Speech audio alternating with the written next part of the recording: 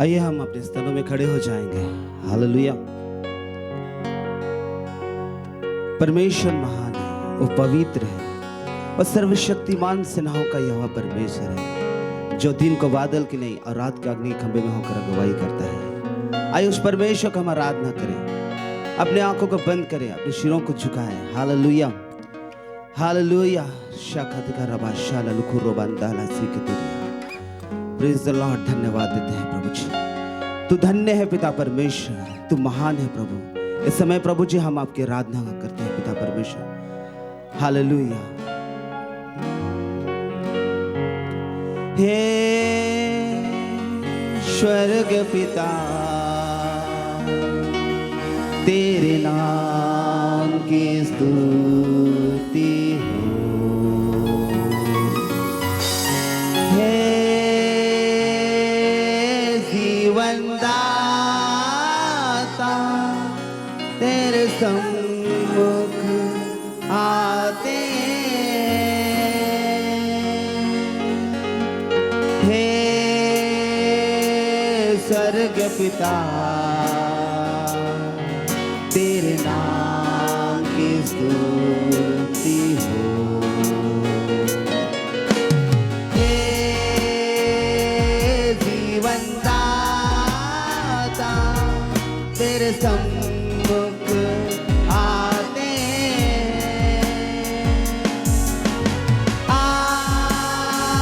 आराधना ओ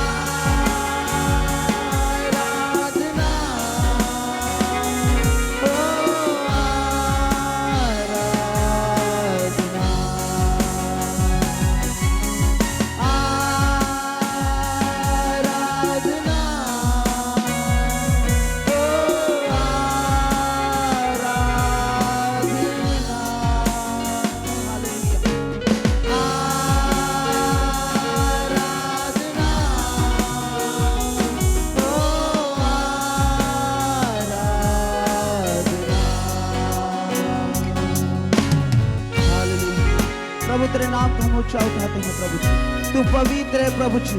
धन्यवाद देते हैं मेरे खुदावंद परमेश्वर। प्रभु आपका हम आराधना करते हैं पिता परमेश्वर, तेरे जयकार करते हैं प्रभु जी, तेरे सम्मुख में आते हैं प्रभु। हालेलुया। धन्यवाद देते हैं प्रभु, आपने कहा है जहाँ पर 2 अथवा 3 मेरे नाम से इकट्ठित होते हैं, हाँ प्रभु मैं उनके बीच में होता हूँ कहता है लॉर्ड। हालेलुया। धन्यवाद देते हैं प्रभु, तो हमारे बीच में है प्रभु जी। हाँ पिता परमेश्वर पिता, हम दिल से प्रभु आपका हम स्वागत करते हैं प्रभु जी। हालेलुया। पवित्र यहोवा परमेश्वर पिता आपका हम स्वागत करते हैं। यीशु मसीह आपका हम स्वागत करते हैं। पवित्र आत्मा आपको हम स्वागत करते हैं प्रभु जी, तेरे ही गुणगान करते हैं प्रभु जी, तेरे नाम को हम ऊंचा उठाते हैं प्रभु। तू धन्य है, तू पवित्र है, तू महान है लॉर्ड। हालेलुया। ओ मेरे खुदावंद है परमेश्वर, शुरू से लेकर आखिरी तक हमारे संग में हो प्रभु जी। खुदा परमेश्वर, हम आपकी आराधना प्रभु जी आत्मा सच्चाई के साथ करना चाहते हैं। Hallelujah, hallelujah. धन्यवाद देते हैं प्रभु जी, यीशु के नाम से प्रार्थना करते हैं, आमीन। हालेलुया। बोलो यीशु मसीह की। परमेश्वर पवित्र है, हालेलुया। वह सर्वशक्तिमान परमेश्वर है। Praise the Lord. बाइबल बताती है, प्रेज द लॉर्ड, भजन संहिता उसका 136 में कहता है, परमेश्वर ने बड़े बड़े कार्य किए, हालेलुया। अद्भुत कार्य किए, अद्भुत आश्चर्य काम किए। Praise the Lord, hallelujah. आइए हम परमेश्वर का हम गुणानुवाद करेंगे। Hallelujah, hallelujah. आप खुश हैं क्योंकि परमेश्वर ने हमें बनाया है। Hallelujah, hallelujah.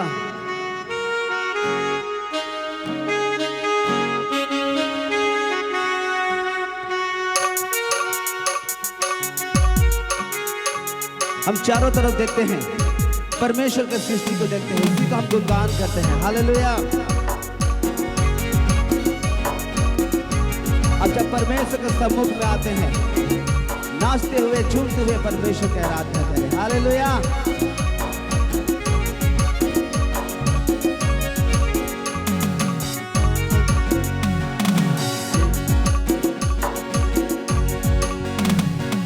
जय को ना प्रभु के सुंदर सृष्टि आहे रे, जय को ना प्रभु के सुंदर सृष्टि आहे रे। आवा भैया आवा बहन सुई देवा, गुणगान करा सो में आए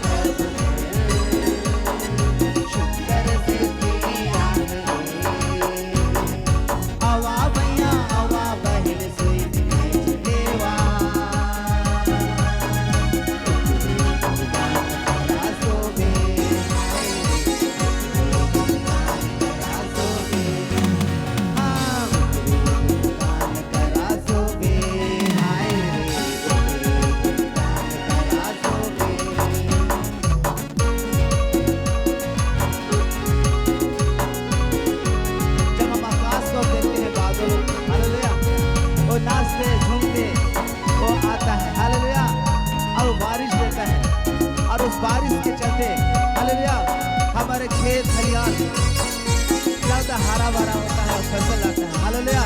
अब परमेश्वर को धन्यवाद देते हैं कि परमेश्वर ने हमें अनाज देता है। उस परमेश्वर को हम आराधना करें। हालेलुया।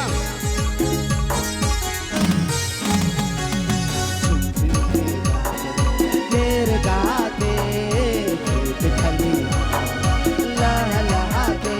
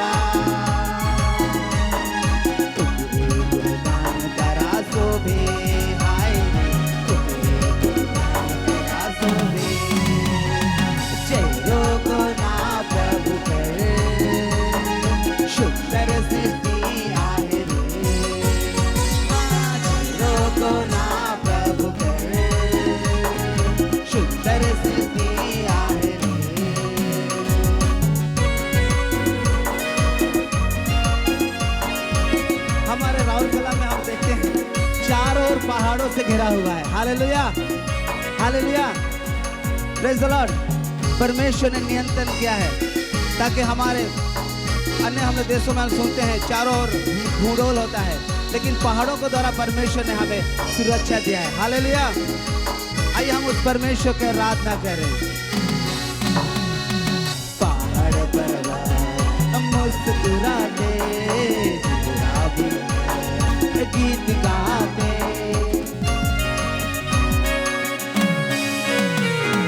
पहाड़ पर्वत मुस्कुराते, गुलाबी गीत गाते, तुझे महिमा कराते, ओ तुझे महिमा कराते। आवा भैया आवा बहिन श्री लेवा, तुझे गुणगान करा सोबे, हाय रे तुझे गुणगान करा सोबे, चलो गुना प्रभु के, सुंदर सृष्टि आहे रे, हाँ चलो गुना प्रभु के, सुंदर सृष्टि आहे रे। आवा भैया आवा बहिन स्वीटी नाही लेवा, तुझे गुणगान करा सोबे, हाय रे तुझे गुणगान करा सोबे, हाँ तुझे गुणगान करा सोबे, हाय रे तुझे गुणगान करा सोबे। Hallelujah hallelujah. आइए हम उस परमेश्वर के गुणगान करें प्यारो। Praise the Lord. परमेश्वर ने हमें इसीलिए बनाया है कि हम उसकी महिमा करें। हालेलुया। बाइबल बताती है अपने बच्चों को सोते उठते बैठते चलते फिरते परमेश्वर की महिमा, परमेश्वर के विषय में बताना है। हालेलुया। परमेश्वर ने बड़े बड़े काम किए। आइए हम उस परमेश्वर का हम आराधना करेंगे। हालेलुया। उसका हम तारीफ करेंगे, उसको गीतों गाते हुए परमेश्वर को महिमा करेंगे। हालेलुया। होसना होसना हालेलुया, हाँ होसना होसना हालेलुया, हाँ होसना होसना हालेलुया, हाँ होसना होसना हालेलुया। खरीदा तूने अपने लहू से, काम आऊं तेरे लिए, हाँ खरीदा तूने अपने लहू से, काम आऊं तेरे लिए। सौंपता हूँ प्रभु जीवन ये, सौंपता हूँ प्रभु जीवन ये, जिंदा हूँ प्रभु तेरे लिए, जिंदा हूँ प्रभु तेरे लिए। ओ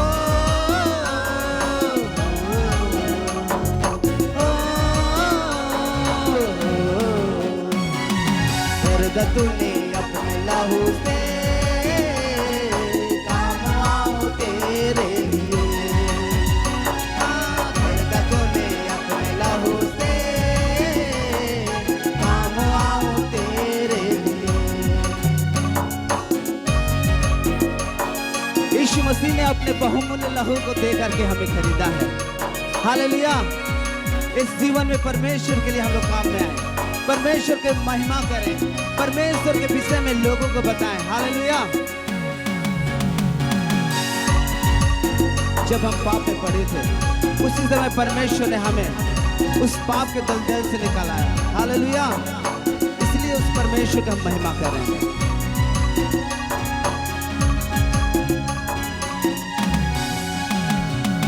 मैं तो फंसा था पापों के दलदल, यीशु तूने निकाला, यीशु तूने ही निकाला। नाम हो माया जीवन की जान, अपनों का ठुकराया, अपनों का ठुकराया।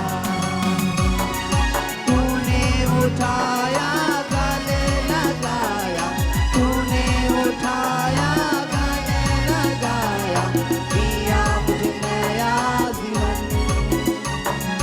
हो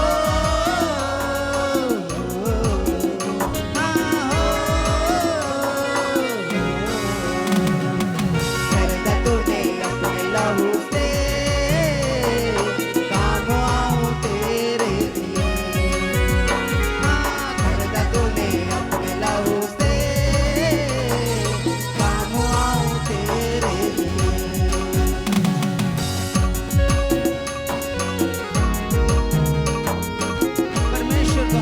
बातों में हम धन्यवाद दें, हर चीजों के लिए धन्यवाद देते हुए परमेश्वर की महिमा करते हुए चलेंगे।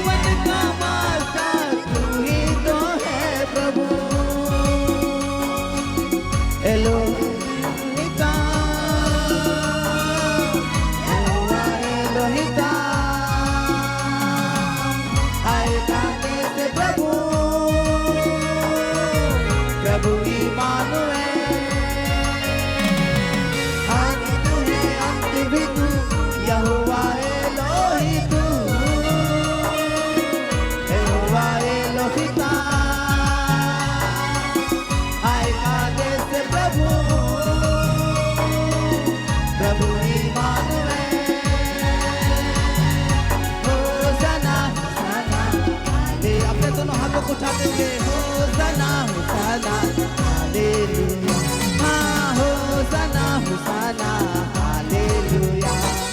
खरीदा तूने अपने लहू से,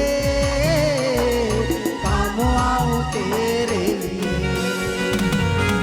खरीदा तूने अपने लहू से, काम आऊं तेरे लिए। सौंपता हूँ प्रभु जीवन ये, सौंपता हूँ प्रभु जीवन ये। जिंदा हूँ प्रभु तेरे लिए, जिंदा हूँ प्रभु तेरे लिए। हो, हो, हो, हो,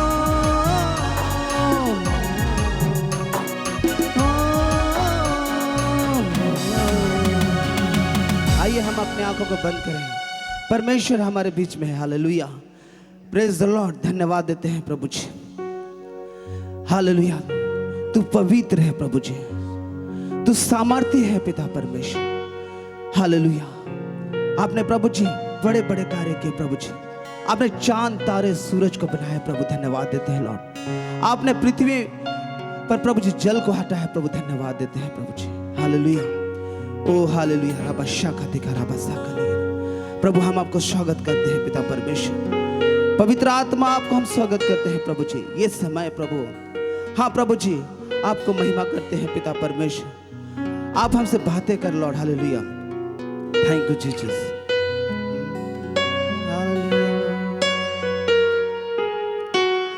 पवित्र आत्मा, पवित्र आत्मा,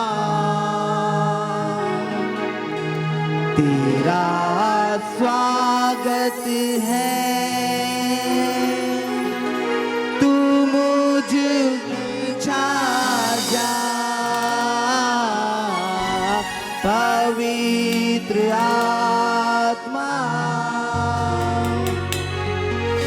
पवित्र आत्मा, तेरा स्वागत है। तू मुझ में छा जा, पवित्र आत्मा।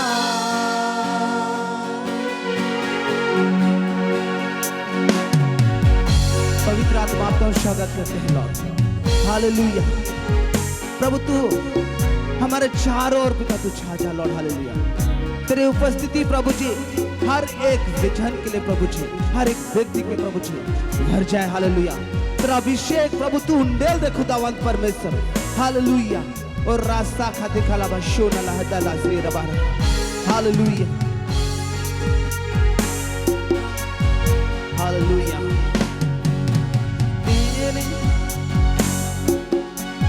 हालेलुया।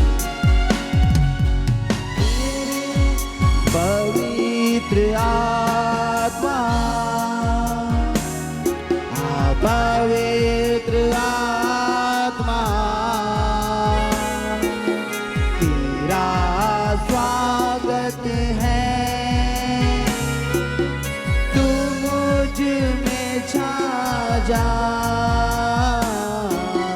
पवित्र आत्मा, पवित्र आत्मा तेरा स्वागत है, तू मुझ में छा जा पवित्र आत्मा।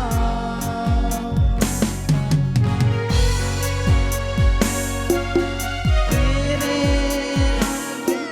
उठाऊं, तेरे कदमों में शीश झुकाऊं, तू ही दिलाता है मुक्ति और तुझे मिलती है शक्ति। जग में ना कोई तुझसे बड़ा, मददगार तू ही सदा। जग में ना कोई तुझसे बड़ा, मददगार तू है सदा। पवित्र आत्मा, पवित्र आत्मा तेरा स्वागत है, तू मुझ में छा जा पवित्र आत्मा।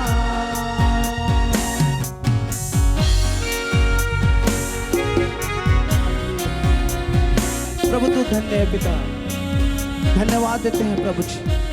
प्रभु तू अद्भुत है पिता परमेश्वर, तू सामर्थ्य है पिता परमेश्वर। प्रभु तू, हाँ प्रभु जी, मुझे अंश अंश करके बदलने के लिए मदद कर लॉर्ड। हालेलुया। हम जैसे भी हैं पिता परमेश्वर, आपका बच्चे हैं लॉर्ड। Hallelujah, hallelujah. और राशा, thank you Jesus, thank you Jesus. तूने ऐसा चुन लिया, मुझको ही बदल दिया है। जीवन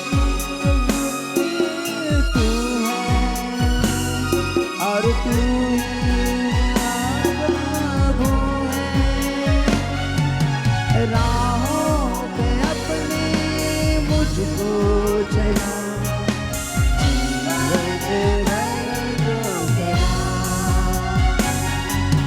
राहों पे अपनी मुझको चला, जीवन भर दो मेरा। पवित्र आत्मा,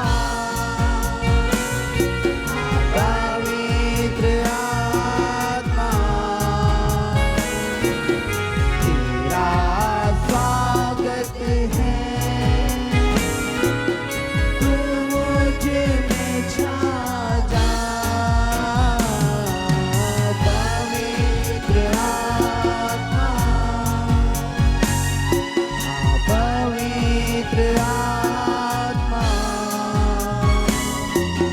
तेरा स्वागत है,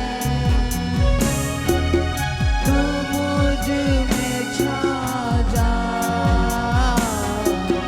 पवित्र आत्मा। हालेलुया। पवित्र आत्मा तू आ प्रभु जी। हालेलुया। धन्यवाद देते हैं प्रभु जी। इस समय प्रभु जी हम आपके वचन के सम्मुख में आते हैं पिता परमेश्वर। पिता परमेश्वर तू अपने वचन की तरह तू बातें कर पाओ। धन्यवाद देते हैं प्रभु जी, आपके दास को प्रभु जी आपके हाथ में समर्पण करते हैं प्रभु जी। सिर से लेके पांव तक तू अभिषेक कर प्रभु जी। हालेलुया। धन्यवाद देते हैं प्रभु जी, तो अपने वचन को प्रभु अपने बड़े नाम से अधिक महत्व देते हैं प्रभु जी। उस वचन को प्रभु जी हम सुनना चाहते हैं प्रभु जी। आज के लिए जो हमारे लिए वचन को रखा है प्रभु, आपके दास की तरफ तू बातें कर प्रभु। पवित्र आत्मा आप ही सहायता कीजिए लॉर्ड, आप ही मदद कीजिए पिता परमेश्वर। हालेलुया। धन्यवाद और धन्यवाद देते हैं प्रभु। सारे महिमा आदर प्रभु जी आपको देते हैं प्रभु। यीशु के नाम से प्रार्थना दुआ करते हैं, आमीन। आइए हम अपने स्थान में बैठ जाएंगे।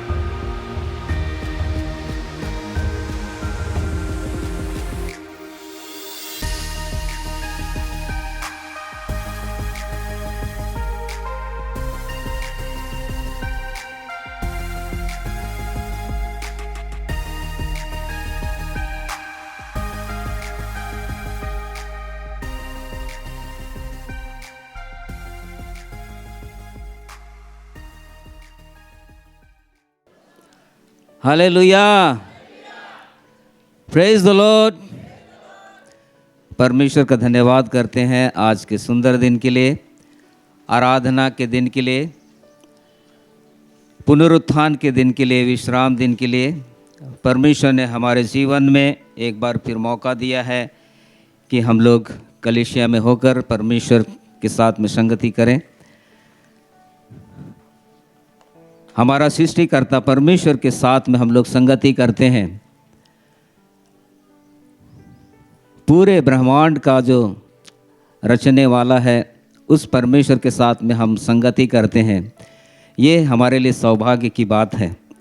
और जैसे हम देखते हैं इस धरती में, इस दुनिया में बहुत से बड़े लोग होते हैं और उन तक पहुंचने के लिए हम साधारण मनुष्य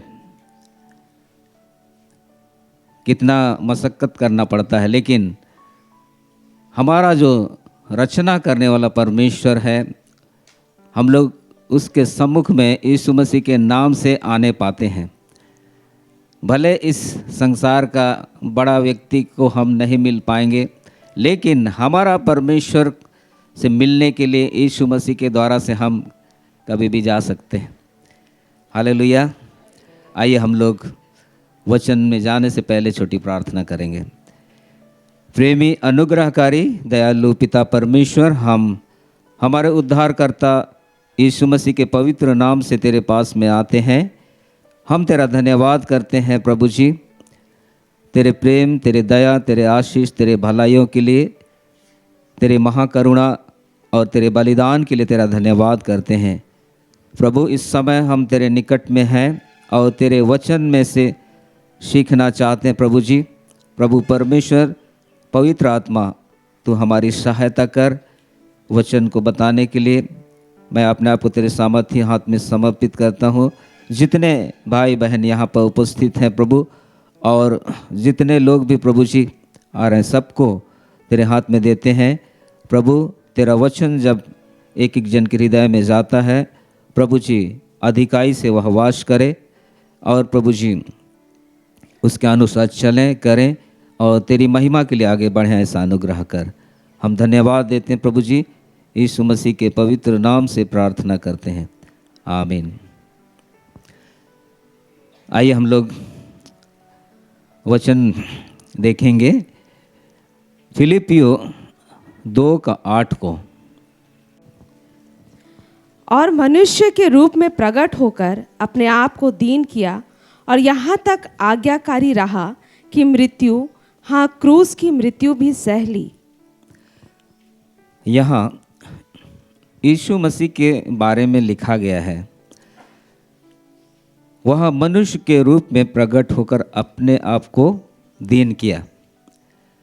ऊपर में अगर हम देखेंगे पद 6 से, तो यहाँ लिखता है, जिसने परमेश्वर के स्वरूप में होकर भी परमेश्वर के तुल्य होने को अपने वश में रखने की वस्तु ना समझा। परमेश्वर के स्वरूप में यीशु मसीह होकर भी परमेश्वर के तुल्य अपने आप को नहीं समझा। क्या किया उसने? अपने आप को शून्य कर दिया। शून्य एक संख्या है और शून्य के आगे पीछे अगर कुछ नहीं है तो उसका कुछ भी मूल्य नहीं होता है। यीशु मसीह वैसे ही अपने आप को किया। आगे लिखता है, दास का स्वरूप धारण किया। परमेश्वर का पुत्र होकर भी दास का स्वरूप धारण किया।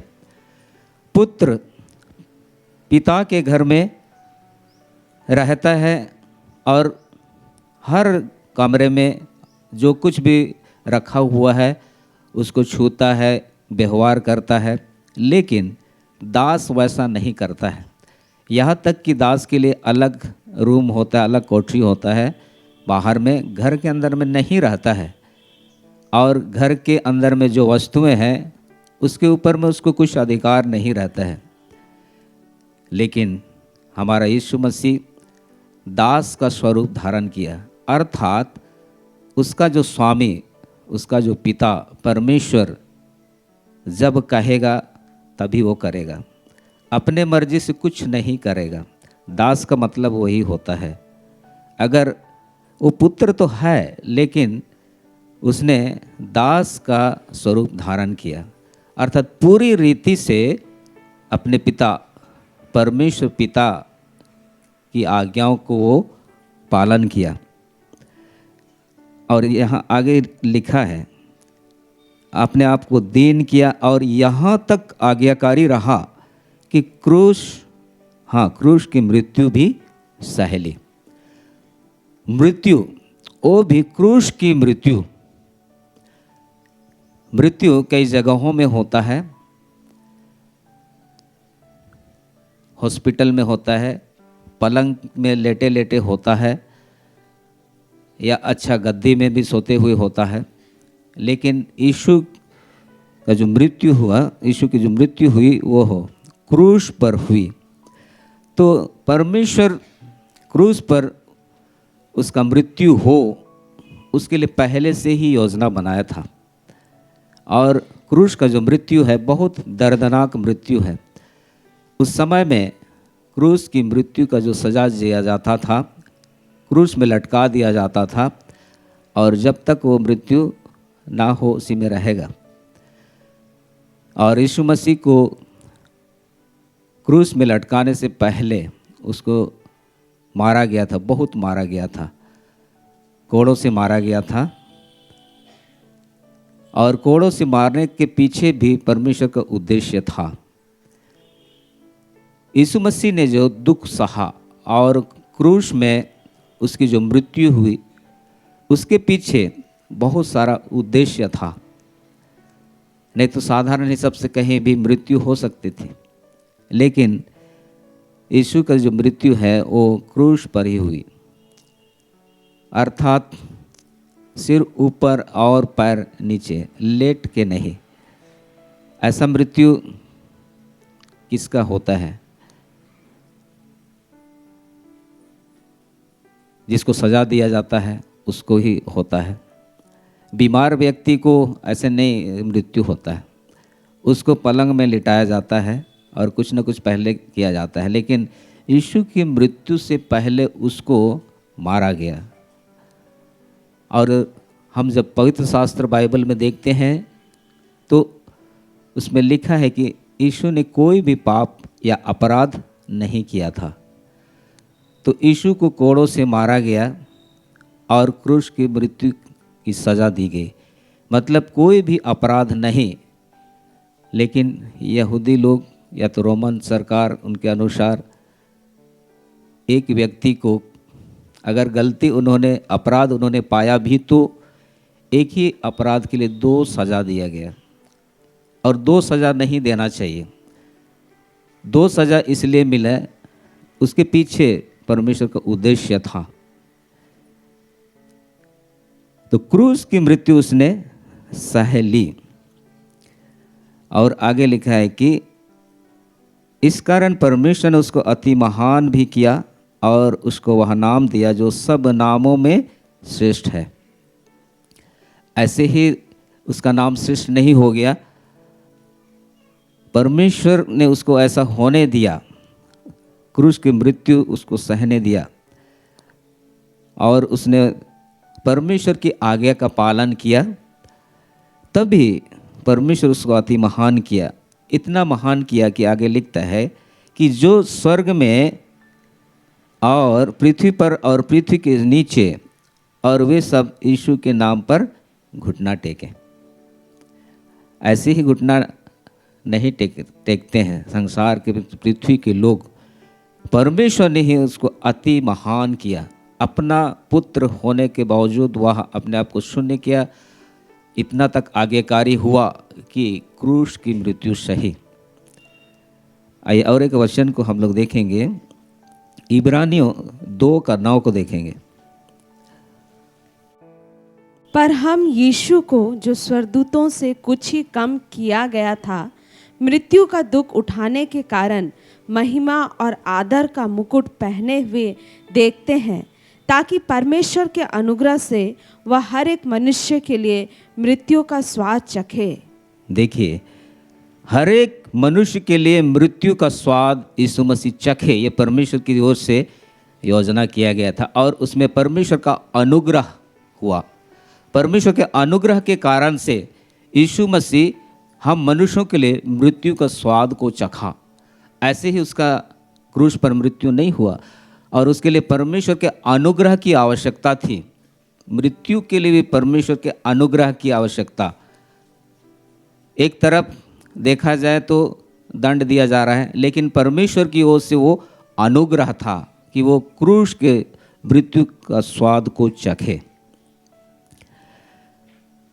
तो कुछ हम लोग वचनों को देखेंगे। क्रूस में यीशु की मृत्यु हुई तो उससे क्या हुआ, हम लोग देखेंगे 1 कुरिन्थियों 1:18 को। क्योंकि क्रूस की कथा नाश होने वालों के लिए मूर्खता है, परंतु हम उद्धार पाने वालों के लिए परमेश्वर की सामर्थ है। क्रूस की कथा अर्थात क्रूस में जो यीशु मसीह के साथ में किया, यीशु ने जो दुख सहा, यीशु क्रूस में लटकाया गया यीशु को, तो वो है क्रूस की कथा। क्रूस में जो हुई थी वो घटना, उस घटना के बारे में ऐसा यहाँ लिखा है कि नाश होने वालों के लिए मूर्खता है।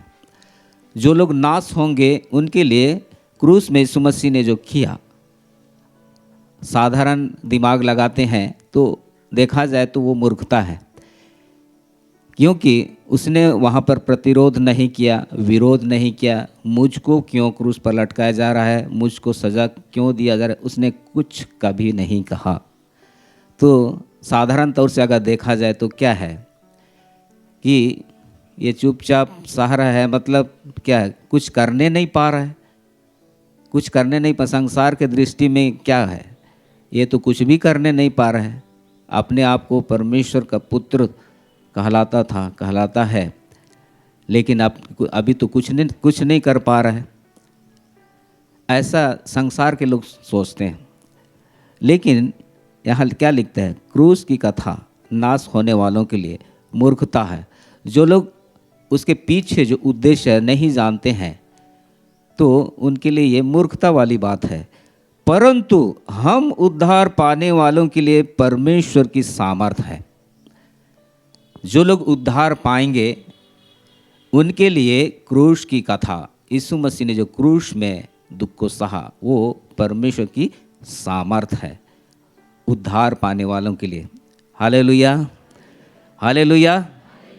हम मनुष्यों का उद्धार ऐसे ही नहीं होता है, उसके लिए यीशु मसीह ने कीमत चुकाया, तभी हम मनुष्यों का, पापी मनुष्यों का पूरी उद्धार होता है। पूरी उद्धार मतलब आत्मा का उद्धार, प्राण का उद्धार और शरीर का उद्धार, तीनों का उद्धार के लिए यीशु मसीह ने क्रूस पर कीमत को चुकाया। एक व्यक्ति जब पाप में जीवन व्यतीत करता है और फिर यीशु मसीह से आशीष को पाता है, चंगाई को पाता है और पाप काम को छोड़ देता है, प्रभु के पास में आता है, तो उसका आत्मा का उद्धार होता है। लेकिन अभी प्राण के उद्धार की आवश्यकता है। प्राण में क्या चीज़ होता है, सोच, विचार, इच्छा, भावनाएं होती हैं, इनका भी उद्धार की आवश्यकता है। सोच, सांसारिक सोच है तो सांसारिक सोच निकल कर ईश्वरीय सोच आने की आवश्यकता है, और सांसारिक इच्छाएं होती हैं तो वो हटकर ईश्वरीय इच्छा आने की आवश्यकता है। हमारे भावनाओं में दुख होता है, सुख होता है, कभी कभी हम बिना मतलब का दुख मनाते हैं। शैतान ऐसे ठग के रखा है, तू कुछ नहीं कर सकता है, तू बर्बाद हो गया, ऐसे करके दुख मनाते हैं। लेकिन परमेश्वर हमारे लिए अच्छी बातों को रखा है, अच्छा जीवन को रखा है। कुछ भी स्थिति परिस्थिति है हमारे जीवनों में, तो हम यीशु मसीह ने जो क्रूस पर हमारे लिए किया है उसको देखकर हम हमेशा आनंदित रह सकते हैं, दुखी नहीं रह के हम आनंदित रह सकते हैं। शैतान बहुतों को ठग के रखता है कि तुम कुछ नहीं कर सकते हो, तुम्हारा कुछ नहीं हुआ, तुम ऐसे बीमार हो, ऐसी स्थिति है, ऐसी परिस्थिति है करके दुखी करके रखा है। लेकिन हम लोग को ये जानना चाहिए कि यीशु मसीह ने मेरे लिए क्रूस पर दुख उठाकर, लहू बहाकर और जान दे दिया है, और मेरे खुशी के लिए उसने किया है। इसलिए मेरा उद्धार के लिए किया, तो मुझे आनंदित होने की आवश्यकता है। जब हम लोग आनंद मनाते हैं तब हम स्वतंत्र होते हैं, फिर उद्धार के मार्ग में और आगे बढ़ते जाते हैं। हालेलुया। इस प्रकार प्राण का उद्धार होता है। फिर शरीर का जो उद्धार है, ये शरीर का उद्धार, शरीर पाप करने की ओर ही जाता है, लेकिन जब हम इस शरीर को परमेश्वर के हाथ में सौंपते हैं तो इस शरीर का भी उद्धार एक समय में होता है। लेकिन इसका पूरी उद्धार कब होगा? जब यीशु मसीह हमको लेने के लिए आएगा। तब जब यीशु मसीह आएगा तो प्रधान दूत का द्वारा तुरही फूंका जाएगा, और हम सभी लोग जो विश्वास करते हैं सुनने पाएंगे, नहीं कि सुनने पाएंगे। और जो लोग विश्वास नहीं करते हैं वो लोग सुनेंगे लेकिन पहचानने नहीं पाएंगे। हम लोग तुरही है बोल के पहचानने पाएंगे, और जो लोग विश्वास नहीं करते हैं वो लोग पहचानने नहीं पाएंगे। वो लोग क्या सोचेंगे? ट्रेन आ रहा है बोलेंगे, नहीं कि, और राउरकेला रेलवे स्टेशन तरफ दौड़ते जाएंगे, नहीं कि। लेकिन अगर हम विश्वास करते रहेंगे तो हम तुरही का आवाज़ को सुन के पहचान लेंगे कि यीशु मसीह आ गया है, और हम लोग चले जाएंगे। तब लिखा है कि पलक झपकते ही हम बदल जाएंगे। उस समय में हमारे शरीर का पूरा उद्धार होगा। हालेलुया, हालेलुया, बोलो यीशु मसीह की। हम लोग फिर पढ़ेंगे इफिसियों 2:16 को। और क्रूस पर बैर को नाश करके इसके द्वारा दोनों को एक देह बनाकर परमेश्वर से मिलाए। हाँ, यहाँ क्रूस पर बैर को नाश करके इसके द्वारा दोनों को बोलने से हम लोग क्या समझेंगे? 14 में लिखता है, वही हमारा मेल है जिसने दोनों को एक कर लिया और अलग करने वाली दीवार को जो बीच में थी ढा दिया, और अपने शरीर में बैर अर्थात वह व्यवस्था जिसकी आज्ञाएं विधियों की रीति पर थी मिटा दिया, कि दोनों अपने में एक नया मनुष्य उत्पन्न करके मेल करा दे। एक नया मनुष्य उत्पन्न करने के लिए क्रूस पर जो बैर था उसको नाश किया, और दोनों को एक देह बनाकर परमेश्वर से मिलाने के लिए। तो दोनों को मतलब शारीरिक रूप से परमेश्वर के चुने हुए लोग, यहूदी लोग, इस्राएली लोग, और दूसरे प्रकार के जो लोग हैं, दूसरे लोग जो हैं वो अन्य जाति, दोनों को मिला के एक कर दे। और यहाँ क्या लिखता है? एक नया मनुष्य उत्पन्न करके मेल करा दे। एक ही मनुष्य उत्पन्न करे, यहूदी या इस्राएली और अन्य जाति। हम जो अन्य जाति इस्राएली लोग जो इस्राएल देश में रहते हैं, अब्राहम से इसहाक और इसहाक से याकूब, और याकूब के जो वंश 12 जो बेटे थे उनके जो वंश के लोग हैं वे इस्राएली लोग हैं। और बाकी हम लोग, बाकी लोग उनको छोड़ के बाकी लोग अन्य जाति। तो इस्राएली और अन्य जाति दोनों को मिला के एक नया मनुष्य उत्पन्न करके मेल करा दे। तो उसके लिए क्रूस पर जो बैर था उसको नाश किया और दोनों को एक देह बनाकर परमेश्वर से मिलाया। हालेलुया। एक देह बनाया मतलब एक कलीसिया बनाया। देह बनाया मतलब कलीसिया, अर्थात जो कलीसिया क्या है? इधर हम लोग देखेंगे प्रेरितों के काम 20:28 को। इसलिए अपनी और पूरे झुंड की चौकसी करो, जिसमें पवित्र आत्मा ने तुम्हें अध्यक्ष ठहराया है, कि तुम परमेश्वर की कलीसिया की रखवाली करो, जिसे उसने अपने लहू से मोल लिया है। हाँ, अपने लहू से उसने मोल लिया। उसने अपने लहू से मोल लिया है। कलीसिया को उसने अपने लहू से मोल लिया है। यीशु मसीह ने अपने लहू से मोल लिया है। कलीसिया को मोल लेने के लिए लहू का दाम को देना पड़ा है। लहू का दाम, लहू में जीवन होता है। पैसा कौड़ी से लेन देन होता है, मोल लिया जाता है। पैसा कौड़ी रहने से क्या होता है ना। कोई बीमार होता है, आरजीएच में एडमिट है, पैसा कौड़ी रहेगा मेरे पास, किसी के पास पैसा कौड़ी दे के मैं इसका जीवन बचाऊंगा बोलेगा, लेकिन वहाँ लहू नहीं रहेगा तो बचेगा क्या? नहीं बचेगा। लहू में जीवन होता है। तो उस लहू का दाम देकर उसने जिन लोगों को खरीदा है, सबको खरीदा, सबके लिए कीमत को चुकाया है, लेकिन उस आशीष को वही लोग अनुभव करने पाते हैं, लेने पाते हैं जो उस पर विश्वास करते हैं। Hallelujah, hallelujah. तो कलीसिया को अपना लहू का दाम दे के जब मोल लिया है, तो यहाँ लिखता है कि एक नया मनुष्य उत्पन्न करके मेल करा दे। तो नया मनुष्य उत्पन्न करने के लिए उसने, और अपने साथ मेल करने के लिए उसने क्रूस में मृत्यु को सहा। और फिर पढ़ेंगे इफिसियों 4:13 को। जब तक कि हम सब के सब विश्वास और परमेश्वर के पुत्र की पहचान में एक ना हो जाएं और एक सिद्ध मनुष्य ना बन जाएं और मसीह के पूरे डील डॉल तक ना बढ़ जाएं। हाँ, यहाँ क्या लिखता है कि कलीसिया में परमेश्वर ने सेवकों को नियुक्त किया है। अलग अलग सेवक को नियुक्त किए हैं। प्रेरित, भविष्यद्वक्ता, सुसमाचार सुनाने वाले, रखवाले और उपदेशक। ये सेवा करें जिस प्रकार परमेश्वर उनको सेवा करने का गुण वरदान दिया है, उस वरदान को लेकर सेवा करें, सेवा का काम किया जाए और मसीह की देह उन्नति पाए, कहता है। और आगे लिखता है 13 में कि जब तक कि हम सब के सब विश्वास और परमेश्वर के पुत्र की पहचान में एक ना हो जाएं। विश्वास में और परमेश्वर के पुत्र की पहचान में, परमेश्वर के पुत्र यीशु की पहचान में। तो यीशु के विषय में हम थोड़ा सुने कि अपने आप को शून्य किया।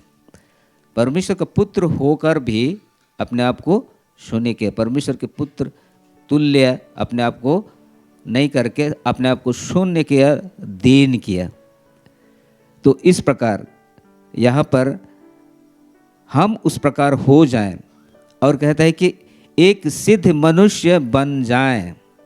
हम सभी लोग बन जाएं, लेकिन क्या बनेंगे? अलग अलग बनेंगे, लेकिन एक साथ मिलके एक मनुष्य। और वो एक मनुष्य क्या है? कलीसिया। वो मनुष्य क्या है? कलीसिया। और मसीह के पूरे डील डौल तक ना बढ़ जाए, तब तक कलीसिया में जो अगुए हैं, सेवक है, शिक्षा देते रहेंगे। तो इसीलिए उन शिक्षाओं को बहुत अच्छी तरह से लेना चाहिए और उसको समझना चाहिए। तभी हम व्यक्तिगत रूप से और कलीसिया एक मनुष्य के रूप में भी हम लोग क्या हो सकते हैं? उन्नति करेंगे, पूरे डील डौल तक हम बढ़ने पाएंगे। Hallelujah, hallelujah. यहाँ पर हम लोग देखेंगे, और इफिसियों 5 का 26-27 25 से ही पढ़ दीजिए। इफिसियों 5, 25, 26, 27 को।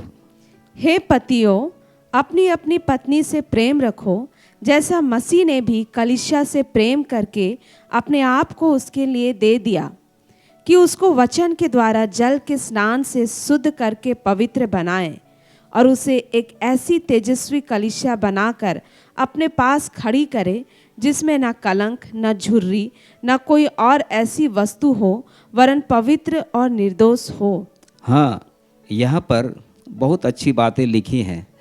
हाँ, पति लोगों की लिखा है, पति लोगों के लिए लिखा है, और ऊपर में 22 में पत्नियों के लिए। यहाँ पर पति लोगों के लिए क्या लिखता है कि अपनी अपनी पत्नी से प्रेम रखो, और जैसा मसीह ने भी कलीसिया से प्रेम करके अपने आप को उसके लिए दे दिया। तो मतलब जुड़ा हुआ है, मसीह कलीसिया से प्रेम करके अपने आप को दे दिया। तो पति लोगों को क्या करना है? अपनी अपनी पत्नी से प्रेम रखना है। हम अगर कलीसिया में सब काम करते हैं, बहुत अच्छा करते हैं, लेकिन पत्नी से प्रेम नहीं करते हैं तो क्या कंप्लीट होगा? कंप्लीट होगा? हाँ, बहुत काम करेंगे हम कलीसिया में, लेकिन पत्नी से प्रेम नहीं करेंगे तो कंप्लीट होगा? उद्धार का काम हमारे जीवन में कंप्लीट होगा? नहीं होगा। अरे पत्नी जैसे भी है उससे क्या करना है? प्रेम करना है। और प्रेम किस प्रकार हम लोग प्रेम करेंगे? पत्नी को किस प्रकार प्रेम करेंगे? कि पत्नी को डेली चिकन खिलाएंगे कि कैसे? जो चाहती है वो दे के लेकर खरीद के देंगे कि क्या? हाँ, ऐसे मतलब जो चाहिए वो खरीद के देते हैं तो कभी कभी बिगड़ जाते हैं, नहीं कि?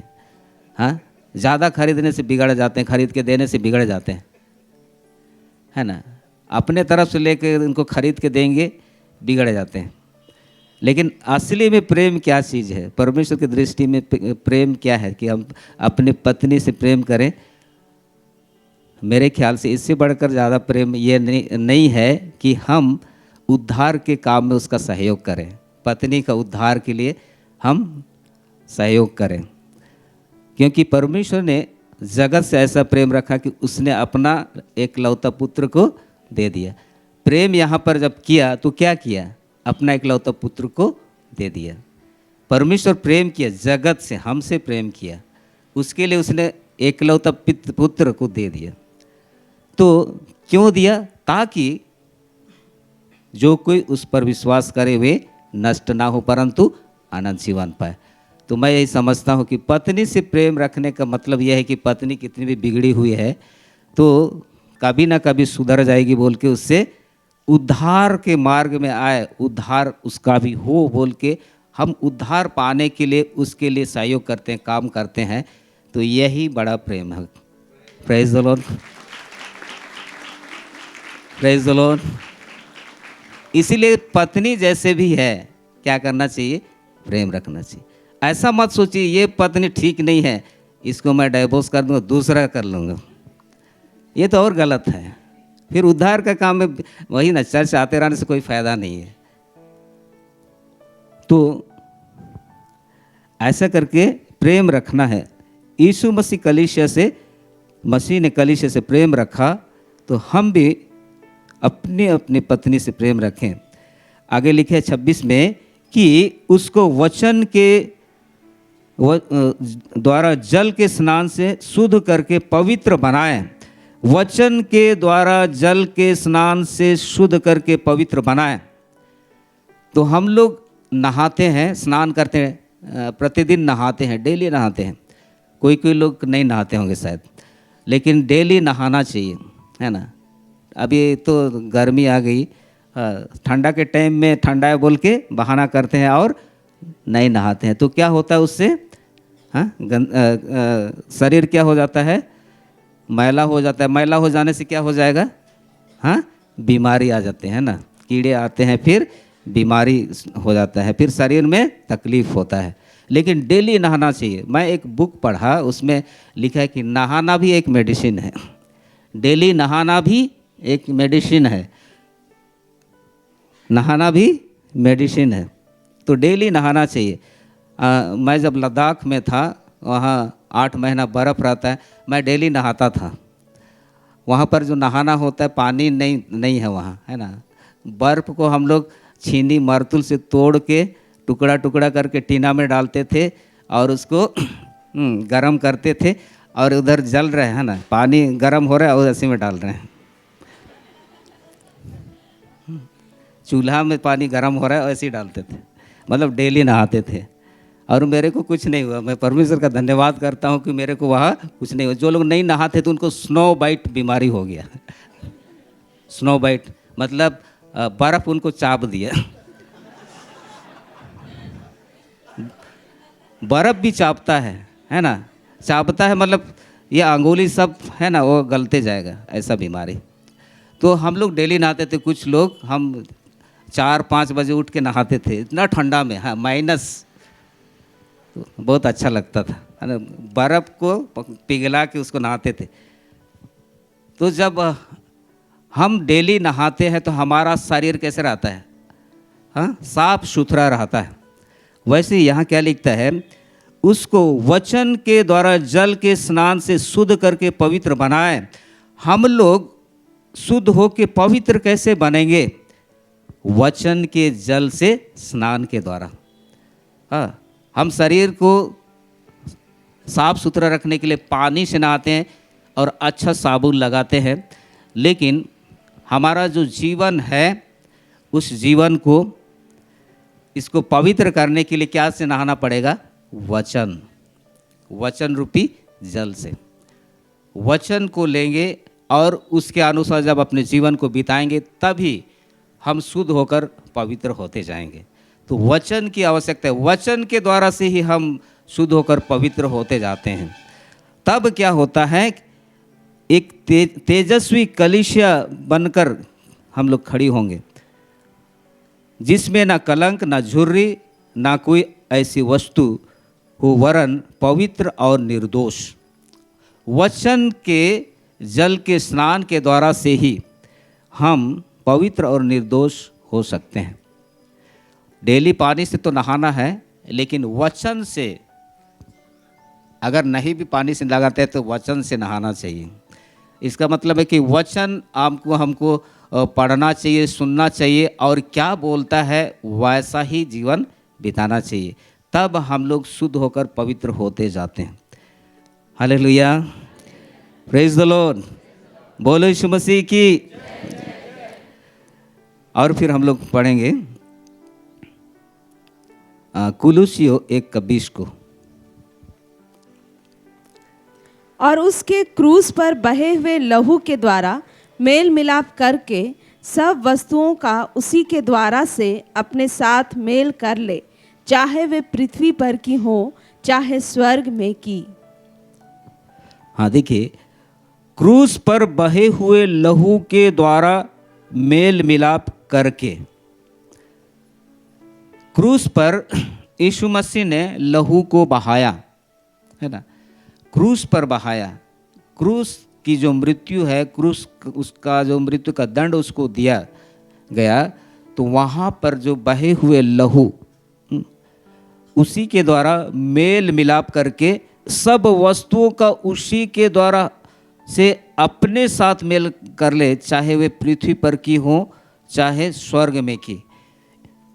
स्वर्ग में या पृथ्वी में जहाँ पर भी शैतान के द्वारा से गड़बड़ी हुआ था, परमेश्वर के साथ मेल मिलाप नहीं हुआ था, तो क्रूस में बहे हुए लहू के कारण से ही,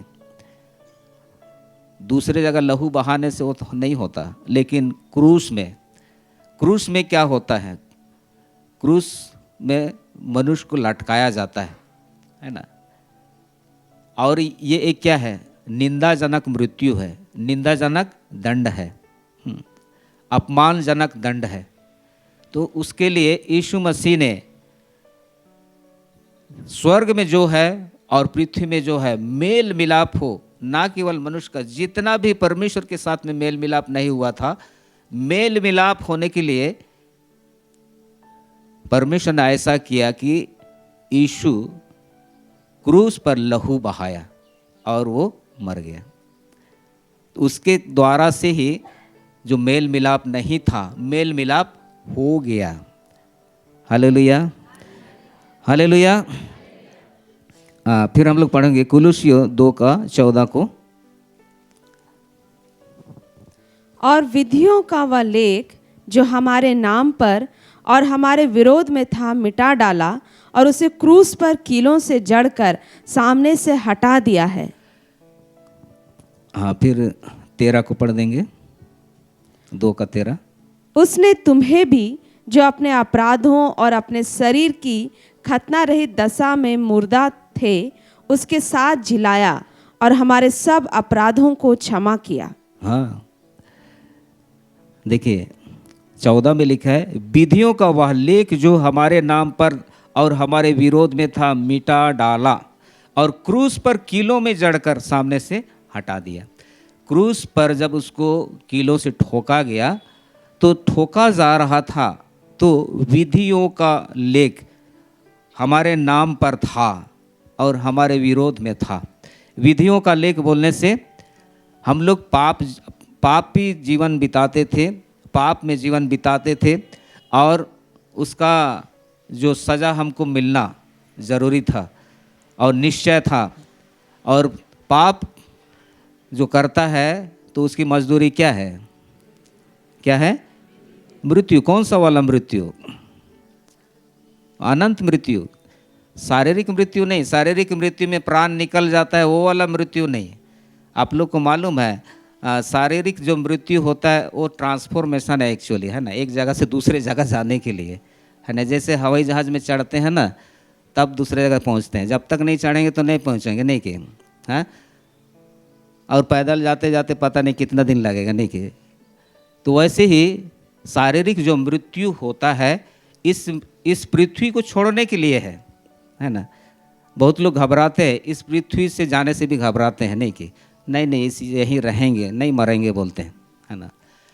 लेकिन जो जन्म हुआ है तो उसका मृत्यु होगा भी। और एक्चुअली क्या होता है, माँ बाप लोग जन्म होता है बच्चा तो उसके लिए तैयारी करते हैं, नहीं कि मृत्यु के लिए बहुत कम ही लोग तैयारी करते हैं। हाँ, आप लोग तैयारी कर रहे हैं कि नहीं? मैं तो तैयारी कर रहा हूँ कर रहे हैं कि नहीं? हाँ, मैं ऐसे तैयारी कर रहा हूँ कि प्रभु मृत्यु के समय मैं तुझे याद करूँ, हाँ, तुझको ही स्मरण करूँ, तेरे ही गोदी पर मृत्यु हो, ऐसे मैं बोलता हूँ इसीलिए शायद कितना एक्सीडेंट हुआ, वहाँ पर कुछ नहीं हुआ। Hallelujah, hallelujah. मैं सोचता था कि कुछ हो गया, अब ख़त्म, सेवा करना काम ख़त्म, ऐसे मैं सोच रहा था, हाँ। लेकिन कुछ नहीं हुआ। परमेश्वर शायद इसीलिए नहीं, मैं मृत्यु का तैयारी में हूँ, ऐसे नहीं होगा बोला करने के। Praise the Lord. तो जन्म के समय माता पिता तैयारी करते हैं और बच्चा तो तैयारी नहीं करेगा, लेकिन हम लोग जाने का समय के लिए तैयारी करना चाहिए और अच्छा से जाना चाहिए और फिर यीशु मसीह हमारा स्वागत करना चाहिए। नहीं भी स्वागत करेगा, तैयारी नहीं करेंगे तो नहीं कि। तो इसीलिए क्या करना चाहिए? तैयारी करना चाहिए। तो यहाँ क्या लिखता है कि विधियों का वह लेख जो हमारे नाम और हमारे विरोध में था मिटा डाला। हम जब अपराध पाप करते हैं तो उसका जो सज़ा है मृत्यु है, अनंत मृत्यु। पाप में ही जीवन बिताते रहने से आत्मिक मृत्यु में है, आत्मिक रूप से मृतक ही हैं और फिर वहाँ से लौट के परमेश्वर के पास नहीं आते हैं, मन फिराव नहीं होता है। पाप में ही जीवन बिताते हैं तो वो कहाँ तक लेके जाएगा? अनंत मृत्यु। उस मृत्यु को कहता है पाप की मजदूरी मृत्यु। तो जो विधि में जो लिखा गया था हमारे नाम पर और हमारे विरोध में, उसको कैसे मिटा दिया? क्रूस पर कीलों से जड़कर सामने से हटा दिए। या तो कुछ हम अपराध करते हैं, उसका जो सज़ा है, विधियों का लेख, विधियों में बहुत सारा विधि है, विधियों का लेख। जैसे कि विधि में क्या लिखा गया है, एक जब व्यभिचार करते हुए कोई पकड़ा जाता है तो उसको क्या करना चाहिए? पत्थर मार के, पत्थर वहाँ करके मार देना चाहिए। ये विधि में लिखा था, पुराने नियम में, विधि में, है ना। एक जब व्यभिचार का पाप करता है और पकड़ा गया तो उसको पत्थर से मार के मार देना चाहिए और पत्थर का ही कबर बना देना चाहिए, ऐसा विधि में लिखा है। वो परमेश्वर ने ही विधि को दिया था, लेकिन यीशु मसीह जब आया और क्रूस पर उसने अपने जान को दिया तो हमारे विरुद्ध में जो था, हमारे नाम पर जो था, उसको व्यभिचार के कारण जो सज़ा मिलना चाहिए वो नहीं मिल के उसको क्या कर दिया? मिटा दिया, हटा दिया। अभी यीशु पर विश्वास करने से हम लोग शुरू में पढ़े कि हम उद्धार पाने के लिए क्रूस की कथा परमेश्वर का सामर्थ है। परमेश्वर का सामर्थ के द्वारा से हमको फिर वो सज़ा नहीं मिलेगी और फिर वहाँ से छुटकारा मिल जाएगा और फिर हमको नया जीवन मिलेगा हम जब यीशु पर विश्वास करने लगते हैं। हालेलुया। विधियों का वह लेख और भी विधि में क्या लिखा है, एक लड़का एक पुत्र अपने माता पिता की बात को नहीं मानता है और उसको ताड़ना दिया जाता है, फिर भी नहीं मानता है, तो वहाँ के जितने भी पुरनिये लोग बुजुर्ग लोग आएंगे, फिर समझाएंगे, फिर भी नहीं मानता है, तो उस लड़का को क्या करना चाहिए? विधि के अनुसार उसको भी पत्थर से मार के मार देना चाहिए, है ना। लेकिन यीशु मसीह ने जो प्रेम को दिखाया, या परमेश्वर ने जो अपने पुत्र के द्वारा से प्रेम को क्रूस पर दिखाया, उसके कारण से एक लड़का कितना भी बर्बाद हो, कितना भी बदमाश हो, उसको वैसे नहीं करके यीशु के हाथ में, परमेश्वर के हाथ में जब समर्पित करते हैं, तो ये एक सही बात है, क्योंकि यीशु मसीह उसका उद्धार के लिए भी कीमत को चुकाया है। तो विधियों का वो जो लेख है, उसको यीशु मसीह क्रूस पर कीलों से जड़कर क्या किया गया? हटा दिया। Hallelujah, hallelujah. ऐसे ही बहुत सारा विधि के अनुसार अगर हम पाप करते हैं, अपराध में हैं, तो उसका दंड है, पुराने नियम के हिसाब से दंड है। लेकिन यीशु मसीह क्रूस पर बलिदान होने के कारण से, क्रूस में मृत्यु होने के कारण से हम लोग बच जाते हैं। तो अभी आप बोलें कि अभी तो कुछ ये नहीं, दंड नहीं दिया जाता है, ये है तो करते रहेंगे, बोलेंगे, है ना। ऐसा भी समय आ गया कि आप करते रहेंगे, अपराध करते रहेंगे, अपराध करते करते ख़त्म हो गए तो गए, है ना। मृत्यु के समय में नहीं जानेंगे, है ना। एक व्यक्ति जब पीते रहेगा और पी पी के जब मृत्यु हो जाएगा तो उस टाइम में क्या मन फिराएगा। इसीलिए पहले से तैयारी करना है, मृत्यु के लिए पहले से तैयारी करना है। हालेलुया। क्योंकि मृत्यु होने से ही हम लोग स्वर्ग में जाते हैं, नहीं कि। और अगर यीशु मसीह आएगा और हम लोग जीवित रहेंगे तो अच्छी बात है कि हम लोग बदल जाएंगे और चले जाएंगे। और अगर नहीं आते हैं तो क्या करना है? तैयारी करना है। Praise the Lord, hallelujah. बोलो यीशु मसीह की। फिर हम लोग पढ़ेंगे मत्ती 10 का 37 और 38।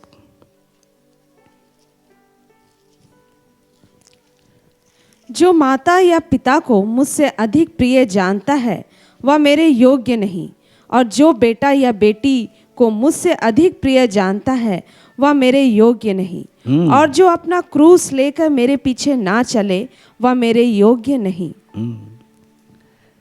अपना क्रूस लेकर जो यीशु के पीछे नहीं चलेगा वो यीशु के योग्य नहीं।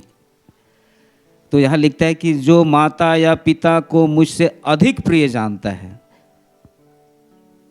तो माता पिता को अधिक प्रिय नहीं जानेंगे कि कैसा?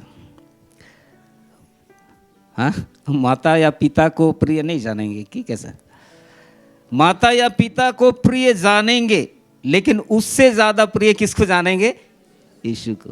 हाँ, माता पिता को प्रिय जानेंगे, उससे थोड़ा और नहीं कि ऊंचा नहीं कि 100% प्रिय जानेंगे माता पिता को, नहीं कि कितना 100। हाँ, और प्रभु यीशु को उससे ज़्यादा नहीं कि 100 से भी ज़्यादा। मतलब पहला स्थान किसको देंगे? परमेश्वर को। हालेलुया। इसमें कोई गड़बड़ी है क्या? बहुत लोग ऐसे नहीं, माता पिता तो ईश्वर हैं, दिखने वाले ईश्वर हैं, ऐसे बोलते हैं। मेरा एक फ्रेंड ऐसे, हम लोग उसके साथ में बात कर रहे थे, तो माता पिता ही तो ईश्वर हैं कहता है, उसी को मैं देख रहा हूँ, उसने जन्म दिया, वही सब कुछ है, उसी को मैं तो पहला स्थान देता हूँ।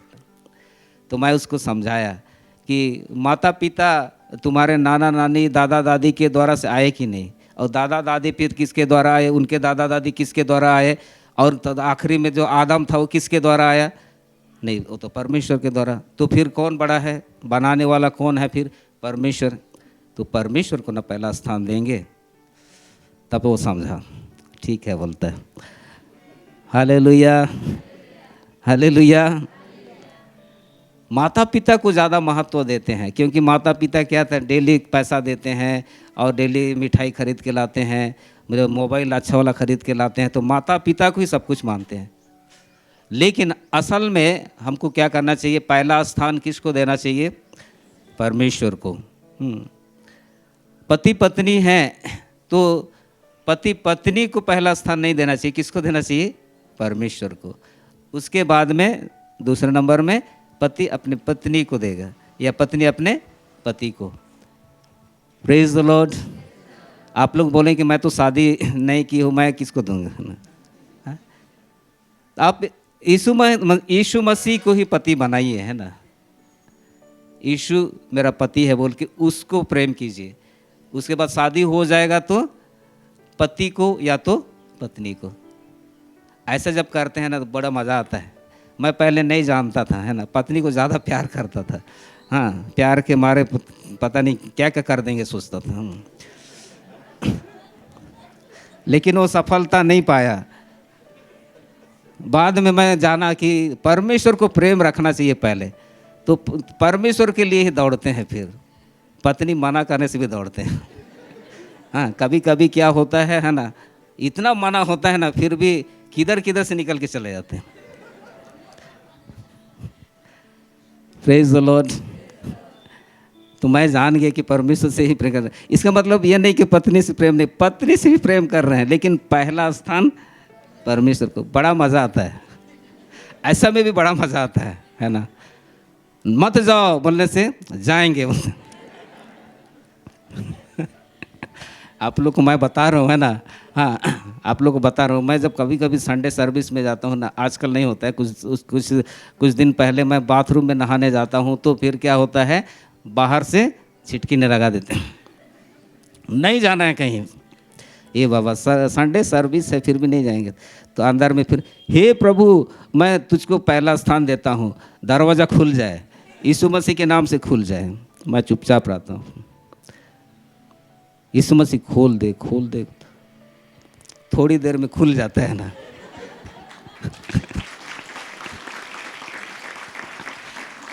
थोड़ी देर में जब खुल जाता है ना, मैं कुछ नहीं बोलता हूँ, है ना, फिर मैं हंसता हूँ। पैंट पहन के सीधा निकल के भागा। पैंट शर्ट पहन के, हाँ, लावनी पड़ नहीं तो भालो डूंगरी।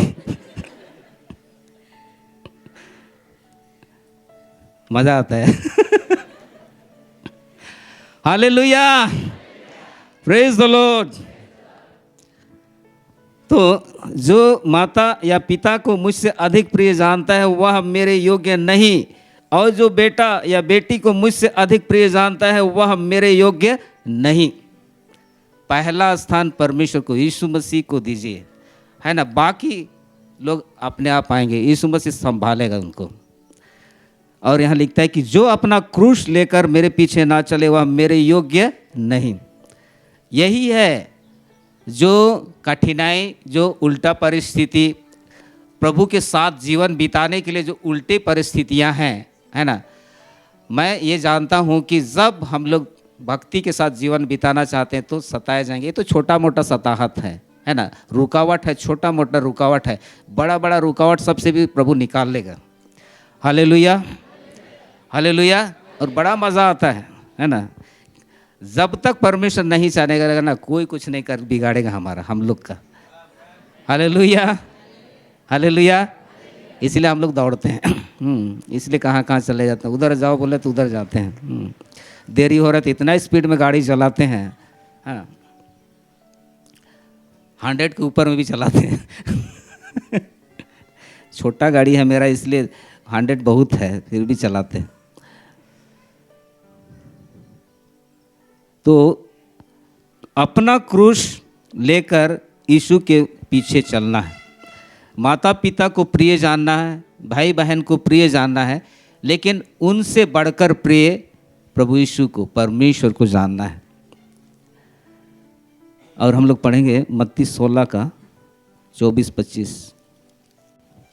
तब यीशु ने अपने चेलों से कहा, यदि कोई मेरे पीछे आना चाहे तो अपने आप का इनकार करे और अपना क्रूस उठाए और मेरे पीछे हो ले। क्योंकि जो कोई अपना प्राण बचाना चाहे वह उसे खोएगा, और जो कोई मेरे लिए अपना प्राण खोएगा वह उसे पाएगा। यदि कोई यीशु के पीछे आना चाहे तो अपने आप का इनकार करे और अपना क्रूस उठाए और यीशु के पीछे हो ले।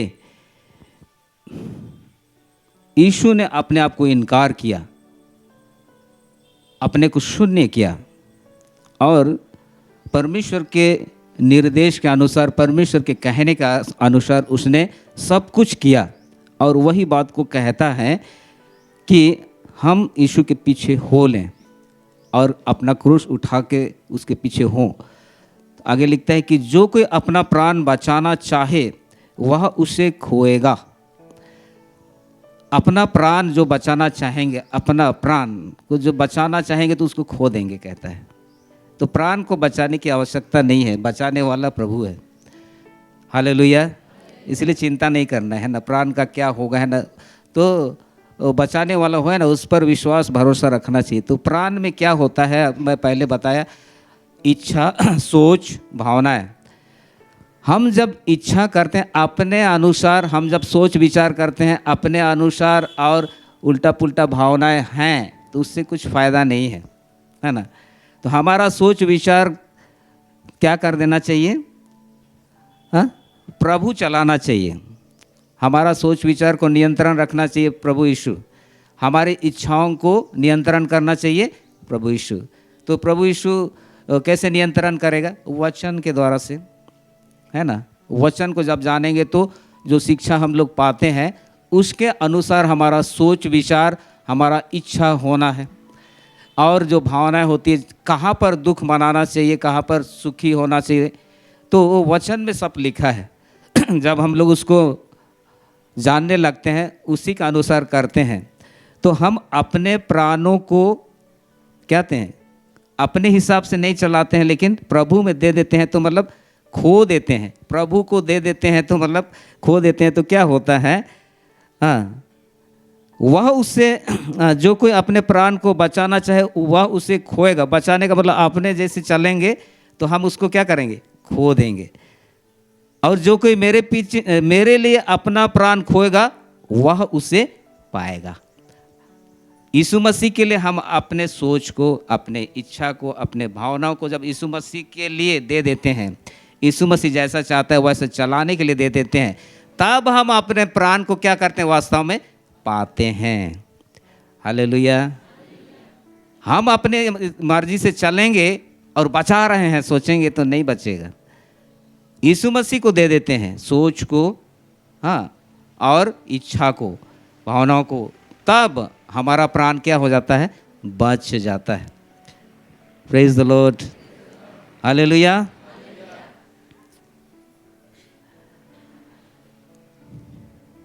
हम लोग पढ़ेंगे फिर क्रूस जो है, क्रूस में जो दुख है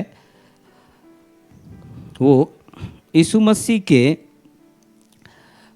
निंदाजनक और जो पीड़ा है उसको बताता है। हम लोग देखेंगे पहला कोरिन्थियों 1:17 को।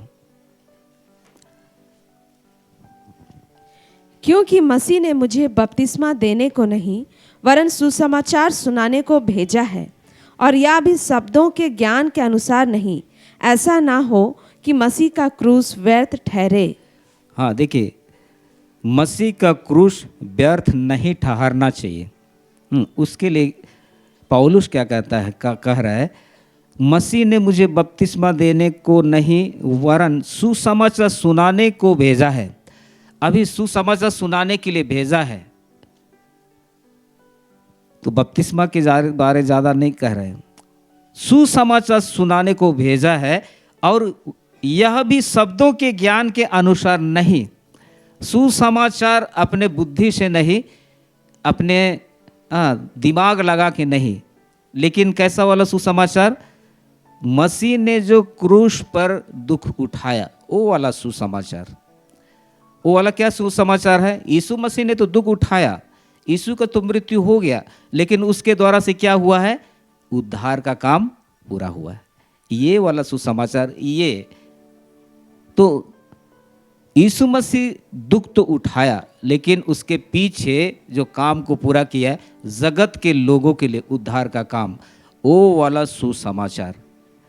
तो ये जो सुसमाचार है, क्रूस की जो कथा है, इसमें क्या है, निंदाजनक बात भी है जिसने यीशु ने सहा, जिसको यीशु ने सहा, और पीड़ाएं, शारीरिक तकलीफ, मानसिक पीड़ाएं। तो हम भी कभी कभी मसीह के साथ जीवन बिताते हैं तो पीड़ाएं होती हैं, शारीरिक तकलीफ भी होता है। तो ये रुकावट का कारण नहीं बनना चाहिए, है ना।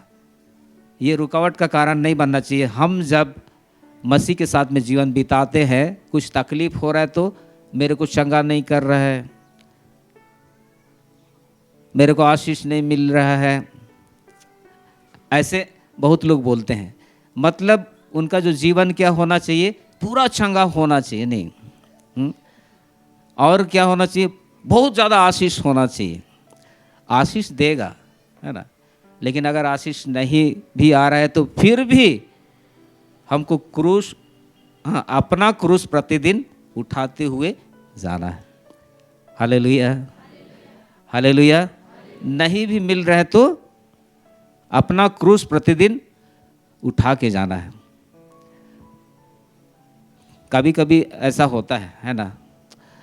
देखिए, जब मैं नौकरी करता था तो बहुत पैसा मिलता था। मेरा दोस्त लोग को बहुत पैसा मिलता था। मेरे साथ जो नौकरी अभी तक कर रहे हैं, बहुत पैसा है। इतना पैसा है कि 2-2 ठो कार रख सकते हैं, ऐसा इतना पैसा अभी मिलता है उनको। हाँ, लेकिन मैंने देखा यीशु मसीह के साथ में जो जीवन है, उसमें जो आनंद है, वो ज़्यादा पैसा मिलने से भी नहीं है।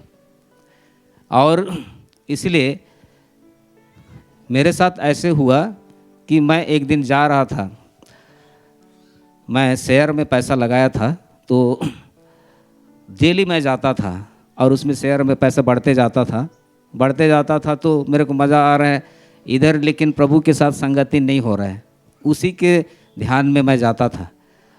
और प्रभु ने रास्ता में बोला कि कहाँ जा रहे हो? नहीं, वो शेयर पैसा देखने बढ़ा है कि नहीं। ठीक है, जाओ, उधर का पैसा लो, मेरे तरफ से मैं तुमको नहीं दूंगा। तो मैं क्या, नहीं प्रभु, मेरे को जो पैसा मिलना है तुझसे ही मुझको चाहिए, उधर का मेरे को नहीं चाहिए। तो उसी दिन मैं क्या कर दिया, शेयर का अकाउंट को बंद कर दिया और बाकी जितने इंश्योरेंस है सब बंद कर दिया। आप लोग बंद मत कीजिए, है ना। प्रभु मुझको बोला तो मैं बंद किया हूँ। आप लोग नौकरी कर रहे हैं तो नौकरी कीजिए, है ना। प्रभु जब तक नहीं बोलता है नौकरी कीजिए, मुझको प्रभु बोला तो मैं ज़्यादा पैसा वाला नौकरी छोड़ दिया। लेकिन अभी क्या आनंद है ना। हम लोग जाते हैं, हमारे पास में पॉकेट में नहीं रहता है ना। हम लोग जाते हैं और जाते में रास्ता में कोई बोलता है कि मैं पैसा दूंगा, बोलते हैं। फिर वहाँ जब हम लोग प्रचार करते हैं तो बोलते हैं एक पॉकेट में डाल के देते हैं। ये बाबा देखिए, जितना चाहिए उससे 2 गुना मिल रहा है। तो ऐसे ही करके मेरा गाड़ी डेली चलता है।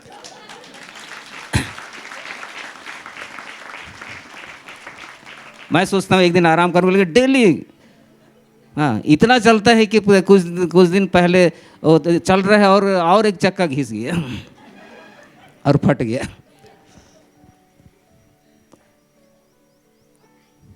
Praise the Lord. मतलब परमेश्वर सब कुछ पूरा करता है, जो ज़रूरत है उससे ज़्यादा देता है। Hallelujah, hallelujah. हम लोग फिर पढ़ेंगे गलाती 5:11 को। परंतु हे भाइयों, यदि मैं अब तक खतना का प्रचार करता हूँ तो क्यों अब तक सताया जाता हूँ? फिर तो क्रूस की ठोकर जाती रही।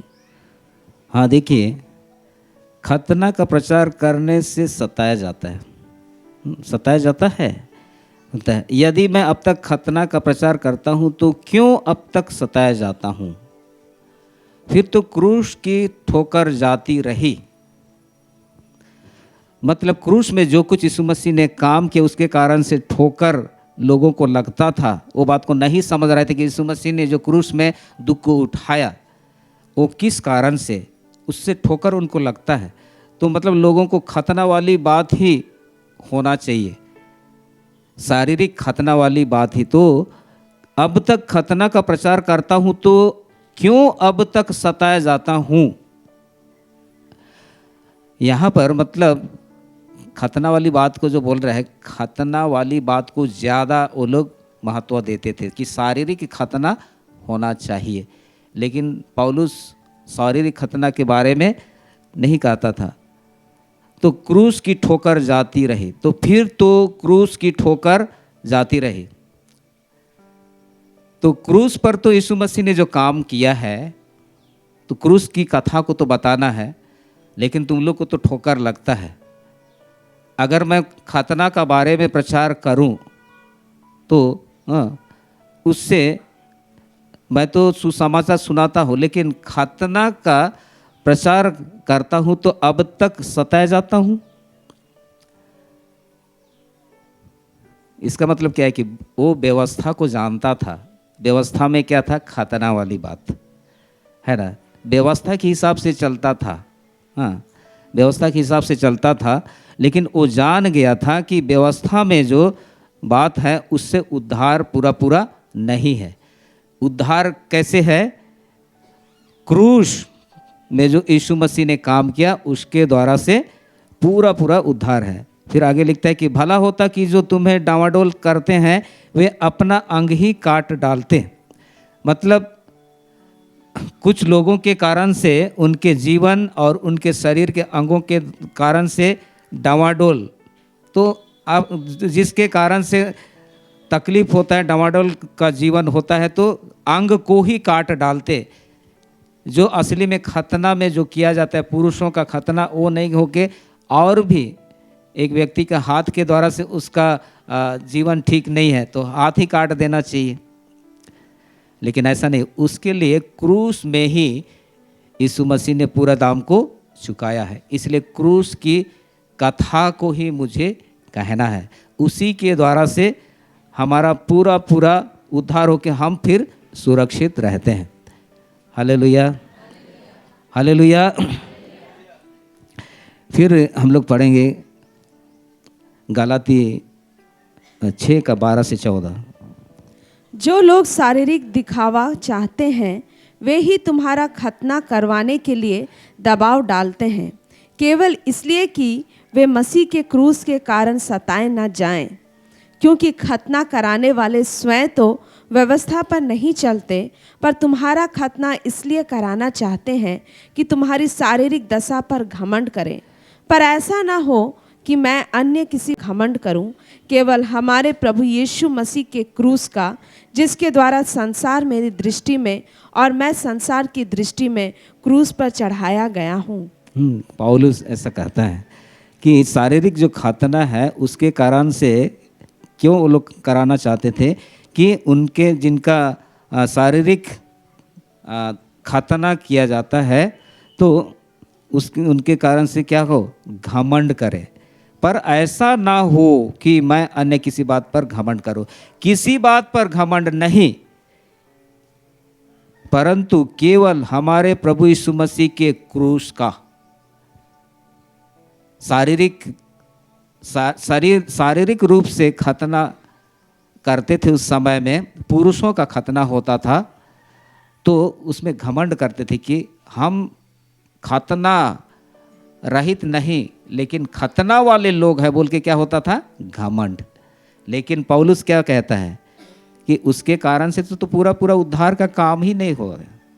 शरीर का पुरुष लोगों का खतना था, लेकिन यीशु मसीह ने जो क्रूस पर काम को किया है उसके कारण से पूरा हुआ। इसलिए प्रभु यीशु मसीह के क्रूस का,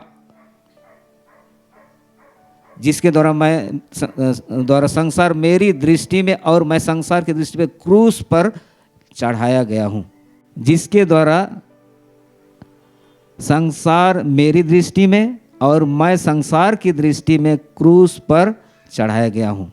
प्रभु यीशु मसीह के क्रूस का ही मैं घमंड करूँ, उसी के द्वारा से ही मैं संसार की दृष्टि में क्रूस पर चढ़ाया गया हूँ। और संसार मेरी दृष्टि में मतलब संसार की बातें, सांसारिक बातें, पापमय बातें क्रूस पर चढ़ाई गई हैं और मैं भी क्रूस पर चढ़ाया गया हूँ प्रभु यीशु मसीह के क्रूस के कारण से ही। और इसीलिए प्रभु यीशु मसीह के क्रूस का ही मैं वर्णन करूँ या तो प्रचार करूँ या घमंड करूँ कहता है।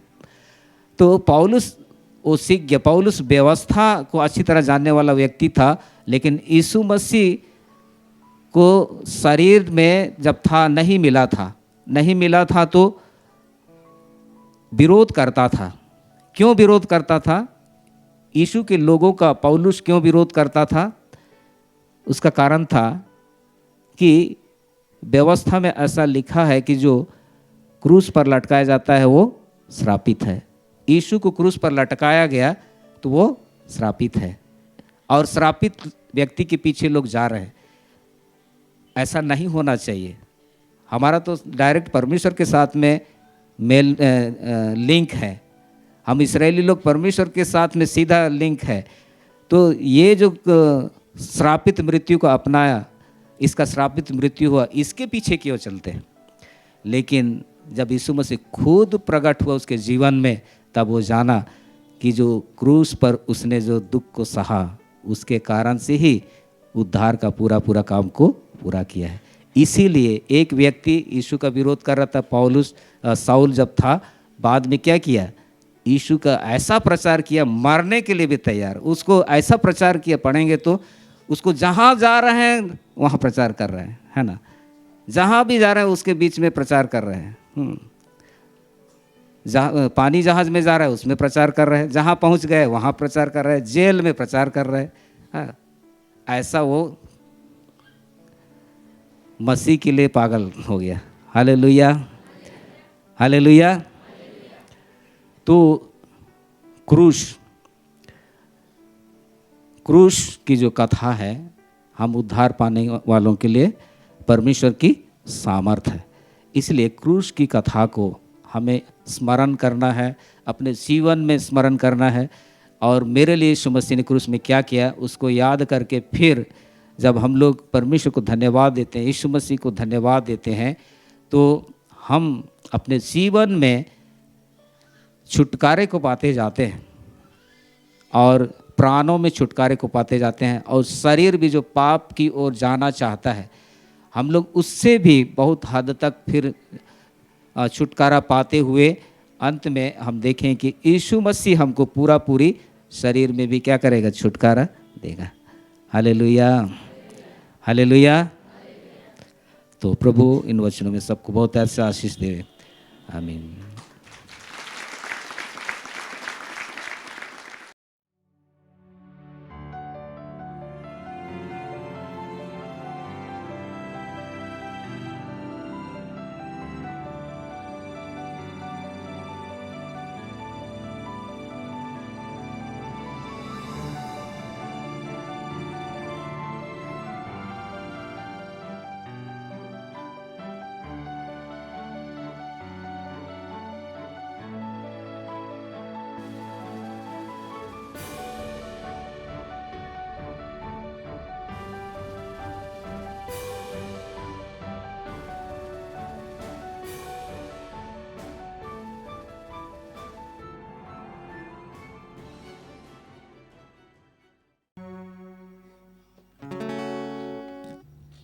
आइए हम अपने भेंटों को अपने हाथों में उठा लें।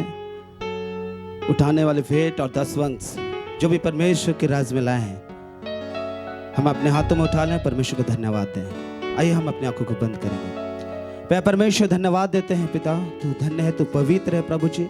तेरे नाम को फिर से ऊंचा उठाते हैं प्रभु। तो अपने वचन के द्वारा हमसे बातें किया पिता परमेश्वर। हाँ प्रभु, आपके वचन प्रभु जी, हाँ पिता परमेश्वर, हमें तैयार करने को सिखाता है। इसे धन्यवाद देते हैं प्रभु, धन्यवाद और धन्यवाद देते हैं। इस समय प्रभु जी हम छोटे से भेंट लेकर के आते हैं प्रभु जी। उस भेंट को तू ग्रहण कर खुदावंत परमेश्वर प्रभु जी। दिखने में छोटी है लॉर्ड, परंतु यह परमेश्वर आपके राज्य में बड़े से बड़े कार्य में आने पाए और आपकी महिमा हो सके लॉर्ड। सारे महिमा आपको देते हैं, यीशु के नाम से प्रार्थना करते हैं, आमीन। हम भेंट देते हुए बैठ जाएंगे। यीशु नाम मिला, यीशु नाम मिला, मेरा जीवन संवर गया, मेरा जीवन संवर गया। यीशु नाम मिला, यीशु नाम मिला, मेरा जीवन संवर गया, मेरा जीवन संवर गया। तूने लहू के कतरों को मेरे लिए बहा दिया, तूने जावतन देकर यीशु मुझको बचा लिया। तूने लहू के कतरों को मेरे लिए बहा दिया, तूने जावतन देकर यीशु मुझको बचा लिया। तेरे लहू से, इस लहू से, मसीह के लहू से मेरा जीवन संवर गया, मेरा जीवन संवर गया। यीशु नाम मिला, यीशु नाम मिला, मेरा जीवन संवर गया, मेरा जीवन संवर गया। तेरा नाम जो लेता है वो जिंदगी पाता है, तेरे राहों में चलकर रोए ईमान पाता है। तेरा नाम जो लेता है वो जिंदगी पाता है, तेरे राहों पे चलने रोए ईमान पाता है। तेरी रूह से, तेरी रूह से मेरा जीवन संवर गया, मेरा जीवन संवर गया। यीशु नाम मिला, यीशु नाम मिला, मेरा जीवन संवर गया, मेरा जीवन संवर गया।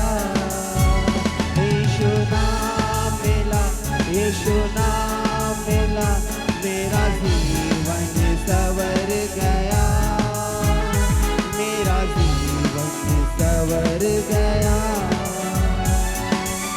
आइए हम अपने स्थलों में खड़े हो जाएं, हम प्रभु की प्रार्थना से अंत करेंगे।